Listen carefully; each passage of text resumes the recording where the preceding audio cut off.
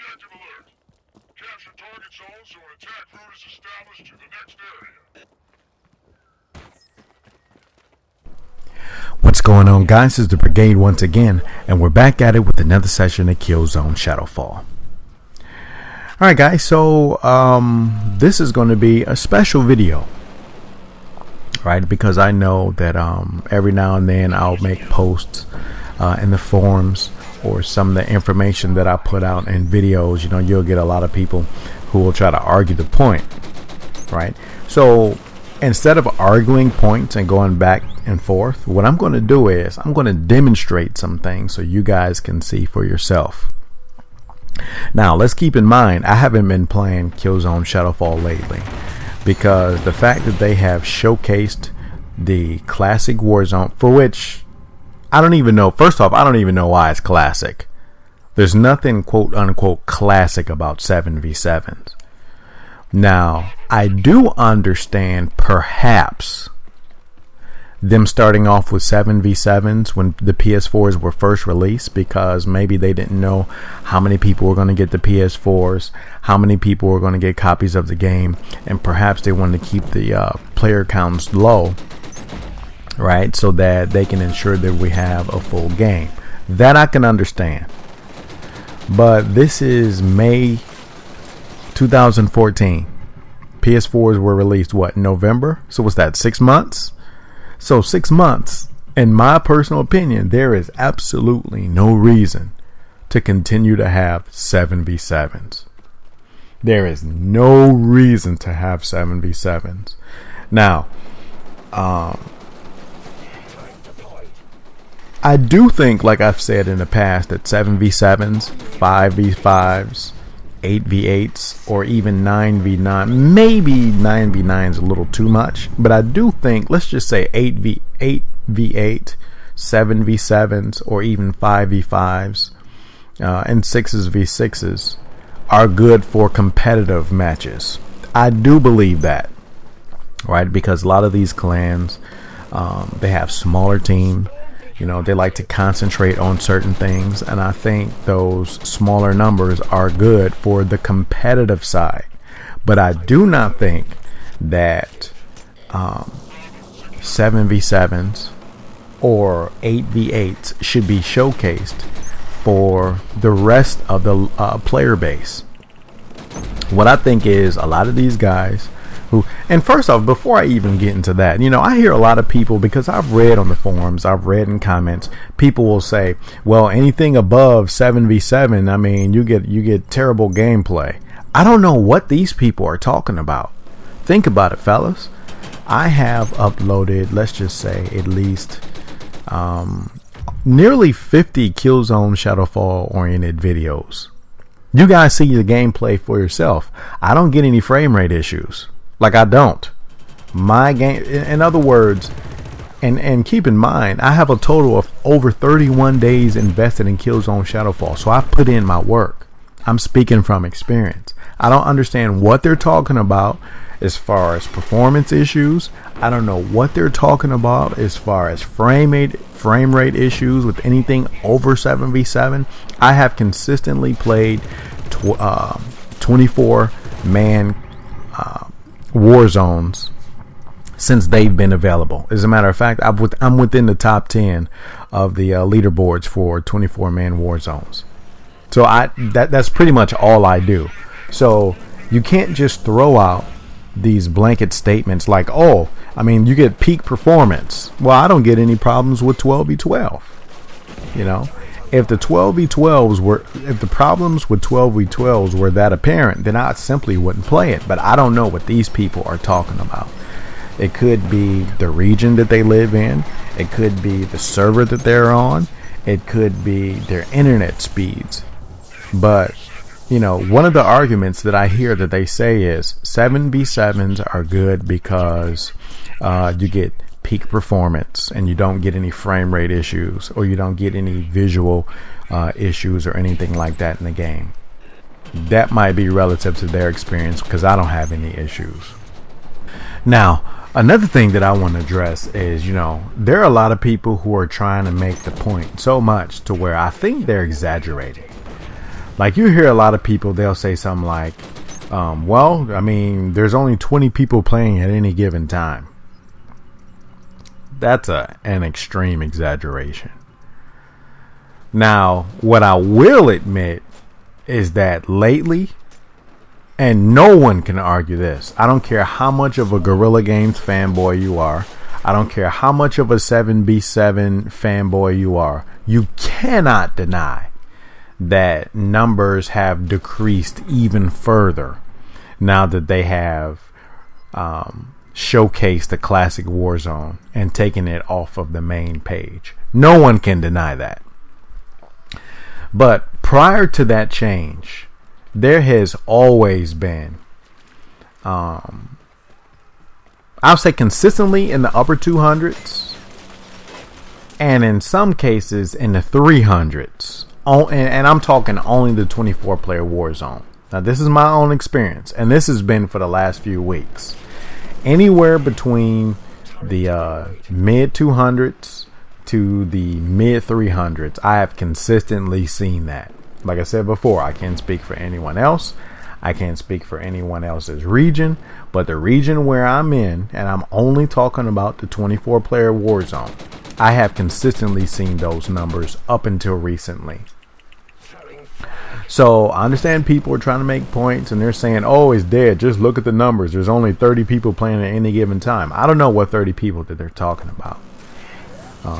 And keep in mind, I'm only talking about one Warzone in particular. I don't really play Team Deathmatch. I did play a lot of Domination. Domination was actually extremely fun. And I really don't understand, once again, who's driving these decisions. Because Domination was starting to get a lot of attention. Like, they were getting numbers in the hundreds. Right? And for a new Warzone, that's pretty good. Because there are a lot of Warzones that are created and they don't even get anywhere in the hundreds. Domination was getting numbers in the hundreds. I've noticed that on several occasions. But ever since they have started to showcase the classic, those numbers, like, they might have 5. You know, I remember the day when I decided to just give up on this crap. Another example, 24-player Warzone. And this was a couple days ago. I tried to get into 24-player Warzone at like 6 in the evening. There were like 30 people in that Warzone. Yet you had all the people who had formerly been in the 24-player Warzone all of a sudden in the Classic. And the Classic is simply boring. But like I said before, we'll go ahead and stress those points a little further a little later. So, what I'm going to do in this video, we're going to talk about some of the issues that I've heard people complain about. Some of these issues include base trapping. As I've said before, the shotgun. Right? Because a lot of people had issues with the sickle. They felt that the effective range was too far. Yet they must have never played Killzone 3. Right? We'll talk about that. I'll go ahead and showcase some differences. I've heard some people complain about the red screen. Like, after you start to take damage and your character is pretty much about to die, they'll say like, oh my god, look at that red blur. You can't even see, it's blinding. But then I'll think to myself like, okay, have these guys not played Killzone 2 or Killzone 3? That screen was black. And these guys are complaining about the red screen. We'll also talk about the number of challenges. We're going to talk about a few things in this video. Right? So, the first thing that I want to talk about is probably one of the largest complaints that I've heard, especially from a lot of newer players, and that's base trapping. I will argue that if these noobs are crying about base trapping, spawn capping, whatever you want to call it, in this game, then it's probably good that they have never played Killzones 2 or 3. Number one, in Killzone 2, there was no spawn invincibility. 0. And actually that also brings me to another subject. People also complain about spawn invincibility. Right? There was no spawn invincibility in Killzone 2. There were these grenades that let smoke out. Right? The green smoke was a friendly spawn location. the red smoke was an enemy spawn location.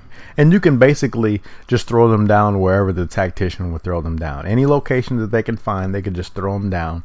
And as soon as that grenade would emit a red or green smoke, then players could start to spawn in from that area. Now you can also spawn in on your team leader. So basically all people had to do in Killzone 2 was find an area where these grenades were located, equip a shotgun, and just basically get a lot of kills that way. Or basically they could just spam the melee attacks and get a lot of kills that way. Or not even in that, dude. Have you guys not played like Radic Academy? And like I said before, we're going to go through some specific examples. These guys complain about spawn camping and Killzone Shadow Fall, yet there are several exits. I would argue that there are probably at least 3 exits on each maps, and there may be more, right? I'm just kind of throwing numbers out there off the top of my head. In addition to it being at least 3 exits from the base, the support class have spawn beacons.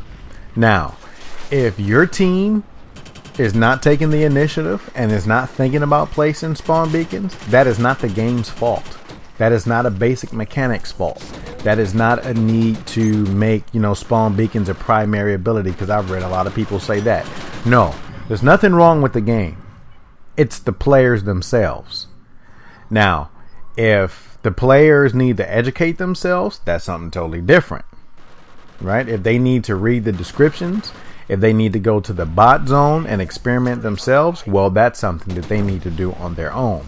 I'm arguing that is nothing wrong with the game. It's the players. So in other words, you have the emergency teleport. You have spawn beacons that people need to take the initiative and use, right? Because in other words, even if you're getting base trapped in Killzone Shadow Fall, even with 12v12, like they can't cover all bases. Like somebody's going to get out, right? So you can't, there's no way they can cover all bases. Now, I've been trapped pretty hard in several occasions, right? And now that they have these assault class e-pulse emitters, it can be difficult if you throw them out too close to the base, because then they'll just destroy your spawn beacon. But somebody can get out. So in addition to having 2 to 3 exit points, and I believe it's 3, there may be 4. I'm just kind of giving conservative estimates. So in addition to spawn beacons, in addition to at least 3 exit points, the scout class have an emergency teleport. The support class have an emergency support teleport. The assault class have speed boost, which for any of you guys that have tried to shoot after a guy that's running those speed boosts, it's kind of difficult to keep up with them. So there are a lot of ways to get out. But let me show you what we experienced in Killzone 3. Alright, so this may be familiar to a lot of people who have played Killzone 3. This is Pyrrhus Rise. Now, the difference between Killzone Shadow Fall and Killzone 3 is the fact that there were fixed locations that you can spawn from. This particular map only had one. The tacticians had to capture that point, and if they didn't capture it, your team pretty much was screwed. So whereas Killzone Shadow Fall forces the player to show initiative, which I totally agree with, this game kind of held your hand a little bit, because there were a lot of instances where you just basically had to babysit the spawn or the spawn point. Because if you didn't, you're pretty much screwed. You can get caught in your base. Now, there are 2 exits on this map. That first exit that you saw us just shooting in, and then there's another exit further on down the line. That's it. Just 2. Now keep in mind, there's still full games in Killzone 3. I captured this footage just yesterday. So you guys can't convince me that spawn trapping or base trapping is destroying the game. Killzone has always done this. It has always done this. I've heard people make comments. They'll say something like, "Oh, I don't know about your experience, but Killzones 2 and 3, they weren't hell. They were, smooth and calculated and controlled and all that." I'm like, I don't know what these noobs are talking about. Because Killzone 3 and Killzone 2 was always pure hell based upon my own experience. If you couldn't handle it, you went on over to Call of Duty or something like that. I'm not trying to pick at Call of Duty, I'm just saying, if you couldn't handle it, you basically went to a more casual game. Now, if you guys notice, we had more than one grenade. We had 3 grenades, especially when you use the ammo crate. As you guys can see, the ammo crates in this games were affixed, for which I kind of agree with. I kind of like that a little more than the support class having the supply crates that we have in Killzone Shadow Fall. But as I was saying, dude, this pretty much went on for the vast majority of this particular war zone. This right here is base trapping. No emergency teleport, no scout class teleport, no support class having their own spawn beacons. No, if you did not catch that one capture point, that spawn location, you were screwed. Now notice this, dude, we're base trapping the shit out of these guys. And they could not pursue any objectives because we had them trapped. So for a lot of you guys who are coming onto the Killzone Shadow Fall world and you're crying about base trapping, please know your history. You guys don't have a clue what base trapping is. This right here is base trapping. And this is what Killzone was. Now, either you had a team who was aggressive enough to fight back and get out, because I have been in situations where we have been base trapped and we've escaped and turned the tides. And I'm pretty sure other seasoned Killzone 3 and Killzone 2 players can attest to the same thing. So base trapping is not even a factor, because there's so many ways to counter it that if you get base trapped in Killzone Shadow Fall, it's your fault and not the game.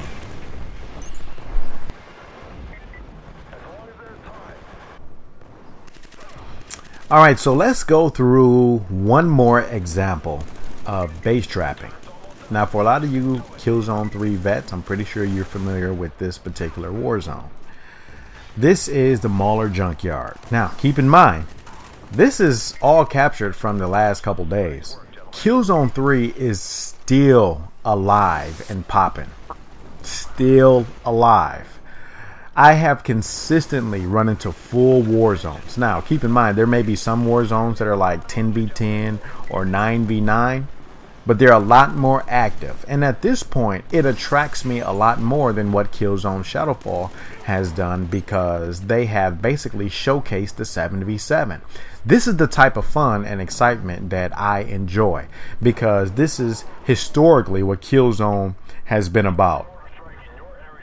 So, once again, we have base trapped these guys. If you guys notice, we're at their home base. This is one exit point. There are 2 other exit points. There's one up top. Alright, as you guys can, okay, it's right above what this Hellgas guy is. And there's another exit point right over here by this door. Now, if you guys notice, look at that black screen. You guys see how dim and dark and gloomy that is? Now, for a lot of you guys that complain about the red screen, you guys don't know what you're talking about, because it was worse in Killzone 3. Now, keep in mind, I do understand that there could be some changes made to the game, right? I do understand that. My issue is, I really do not want Guerrilla Games to appease to these guys so much to where they change what the core of what Killzone has always been about. Killzone Shadow Fall is already toned down. We don't have nearly as many explosions. You know, we don't have the rocket launchers. We don't have the we don't have none of that. Now, it's all good. I'm kind of fine with it, right? I'm fine with, you know, the graphics. I love the game, but despite the changes that they've made, they're just trying to tone it down even more with the pulsating, you know, petricide grenades, with the nerfing of the sickle, with the showcasing of the 7v7 war zones. This is why I'm annoyed by these changes, because this is what I've enjoyed. And not just me. This is not even just about the brigade. This is about Killzone fans, period. I understand a lot of you guys will say, oh, gameplay experience is always better with lower player base. No. I don't agree with that. I really don't agree with that. So, once again, here's yet another classic example of base trapping. These guys cannot get out. Well, actually, let me take that back. They can if they wanted to. Because, as I've said before, I've been base trapped plenty of times in Killzone 3, and we have managed to get out. Now, everybody might have to change over to Tactician and capture a point, but it can definitely be done. So it's not really one of those things where you base trap for the end of the game. No, either you sink or you swim. Bottom line. So, as you guys can see, I just showcased 2 examples of base trapping, base camping, base trapping, whatever you want to call it.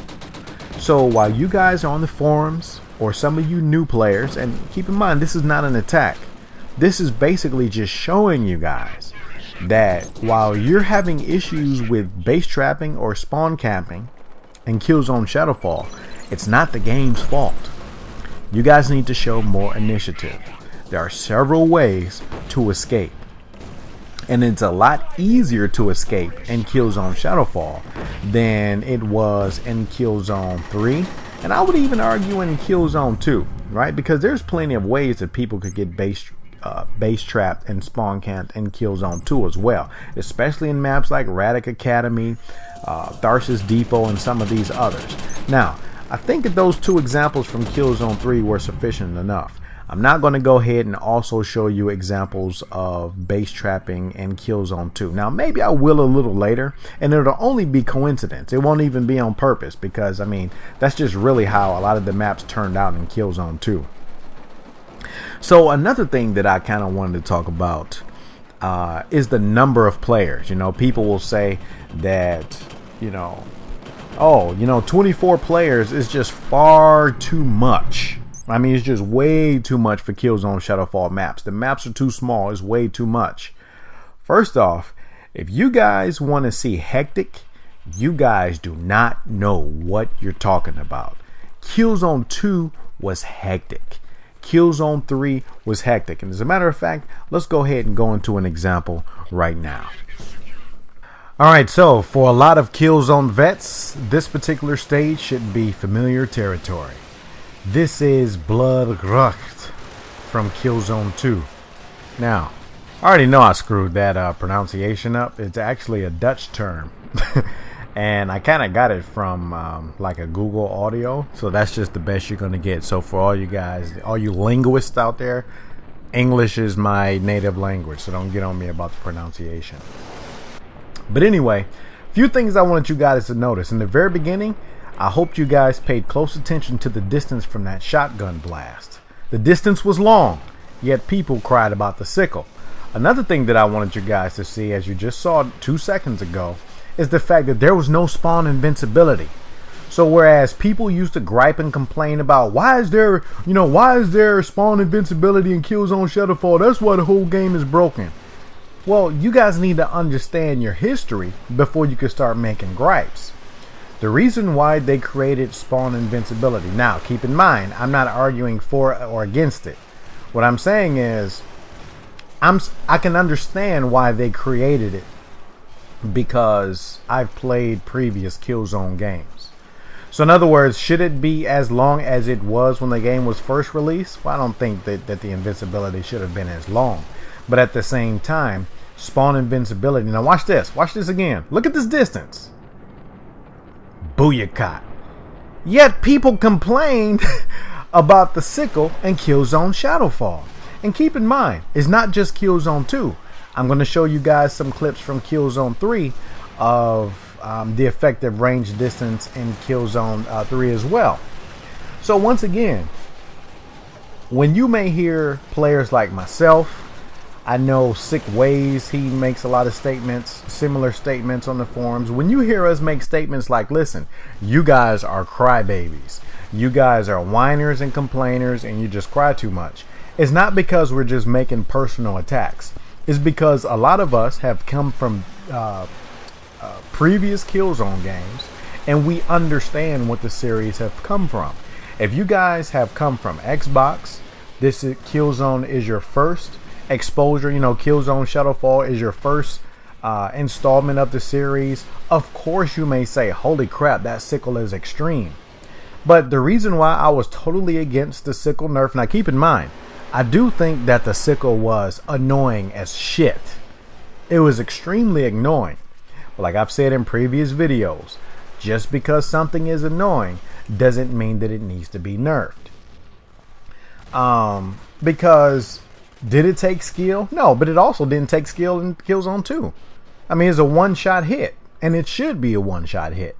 The issue that people had was the distance. But as you guys can see, the distance have been pretty much consistent in at least one other game. Now, later on, I'm going to go ahead and show you guys the distance from Killzone 3. Now, another thing, like I said before, people are arguing that, you know, 24-man 12v12 is too much, it's too it's too much havoc, it's too much stuff going on. Dude, once again, when we call you guys crybabies and whiners, it's not because we're trying to make personal attacks. It's because this is what we came from. This game is Killzone 2. There's a lot of things going on, and if you couldn't take it, then you basically just quit the game.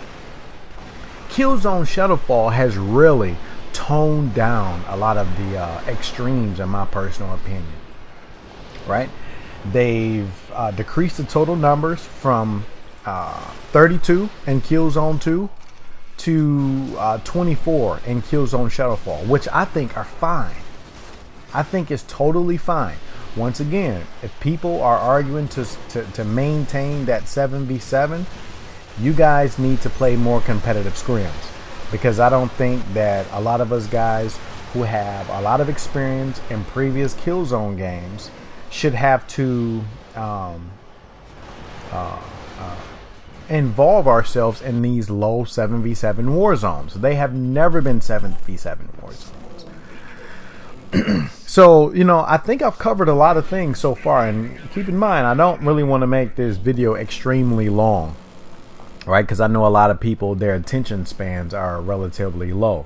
But like I said before, when you look at the red screens in Killzone Shadow Fall and people complain about them, all you have to do is go look at Killzone 3 or Killzone 2. You had black screens, which was a lot more difficult to see than the red screens. When you look at the base trapping, the spawn trapping, you know, whatever you want to call it, base camp, spawn trap, whatever you want to call it, it was a lot worse in both Killzone 2 and Killzone 3. So when people make these gripes and complaints, this is why we see them as being nothing. Because previous games were worse, totally worse. Even when we talk about the shotgun, as a matter of fact, I think it's about time for me to go ahead and showcase a few examples of the effective range, the maximum effective range of the shotgun in Killzone 3. So here we go. Alright, so we're back at it with Killzone 3. Now I'm pretty sure some of you guys may have remembered the few clips that I showed from Killzone 2 earlier with me using the shotgun. And just as you guys will see in this particular series of clips, the distance was pretty much no different than what the distance allowed for the sickle to be able to do prior to the nerf. Now, this is one of the main reasons why I was extremely annoyed when I found out that they nerfed the sickle. Right now, I already know what a lot of you guys are going to say. A lot of you guys are going to say, oh, Brigade, you know, and this is mainly for the people who never played with me, don't know my playstyle, don't know anything. You guys are probably going to say, you know, Brigade, the only reason why you're making a big deal about the sickle because you're probably one of those noobs who ran around using the sickle. Well, guess what? You're wrong. Anyone who knows me, anyone who has played with me or against me will tell you that 9 times out of 10, I'm using the voltage, the pulver, the stova, pretty much anything other than the sickle, especially with the support class, because I mainly run with the support class. So it's not that I'm trying to point out these similarities because, you know, I was one of the ones who used the sickle.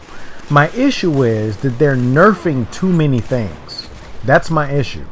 So I'm just pointing these things out to demonstrate that there was basically no need for the nerf. Was the sickle annoying? Yes, it was. To have some guy just running around and one-shot people, you know, with a buffed KDR. You know. But just because something was annoying, like I've said a million times, doesn't mean that it needed to get nerfed.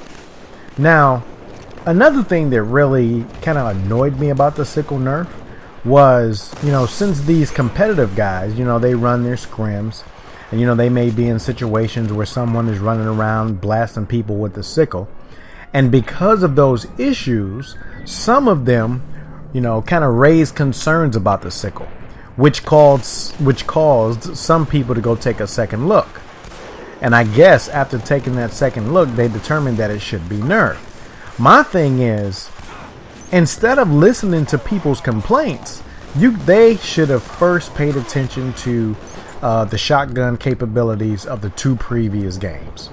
Because when taken in isolation, one person might say to themselves, yes is extreme. But when you look at the shotgun as it was in both Killzones 2 and Killzones 3, you'll see, well, actually, it wasn't even OP at all. It's pretty much the same as what it always has been. So that's mainly my issue. Right? So you guys don't have to come up saying, oh, he just wants the sickle back because he was one of those guys who used the sickle. No, that's not the case. The issue is, I really think that they're doing too much catering, and they need to leave the core game what it always has been. Alright, so we've talked about a lot of things. We've talked about the screen as it changes color when you take damage. We've talked about shotgun damage. We've talked about a myriad of things. We've also talked about what else did we talk about? We talked about a number of things. The sickle. The screen. We've talked about base trapping and spawn capping.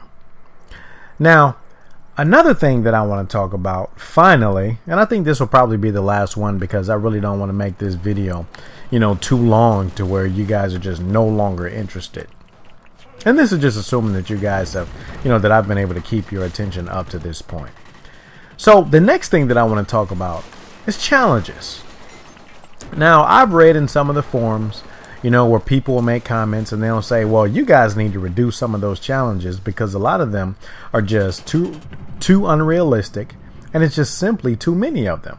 Like, there's no reason for us, you know, for you guys to expect for us to accomplish as many challenges as you guys want us to accomplish. Now, number one, not all people are going to sit here and work toward challenges. Like, that's, you can't even deny that. Not all people are going to do that. Now, players like myself and a few others, yes, their gameplay actively works toward completing challenges. Everybody's not like that, so you don't have to worry about it. But for those who do like working toward challenges, and you may become discouraged because of the number, let me just go ahead and show you something real quick. And basically, this is going to be some of the achievements that you can get from Killzone 3. Alright, so this is the Killzone 3 statistic medals screen. And it basically just show you guys what you need to get certain qualifiers, right? May it be bronze, silver, gold, or even expert medals. Now, if you guys will notice, in Killzone Shadow Fall, you need 500 kills with the pistol just to get gold, and on top of that you need 50 headshots just to get the expert medal. For a lot of the weapons, you needed 1,000 kills, not 200 like Killzone Shadow Fall, 1,000. And in order for you to get expert, you need to get 1,100 headshots for a lot of the assault rifles and a lot of these other weapons.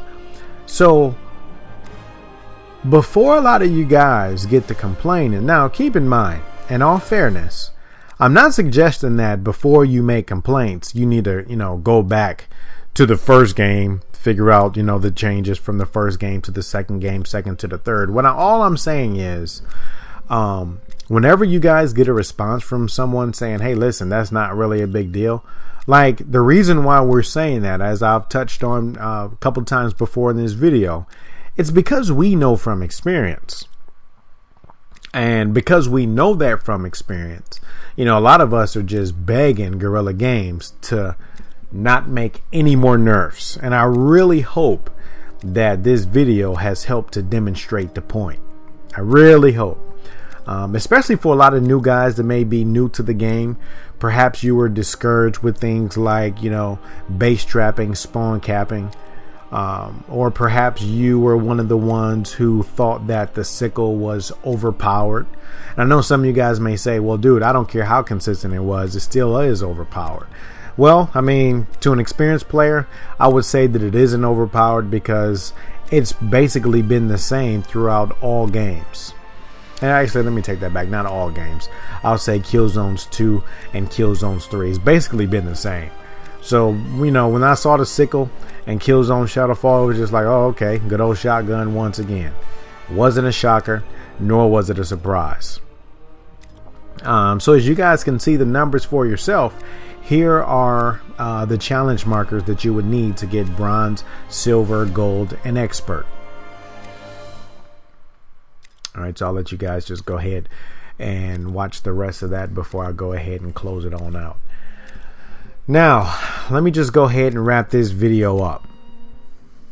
So the point of the video, once again, before I end it, is that,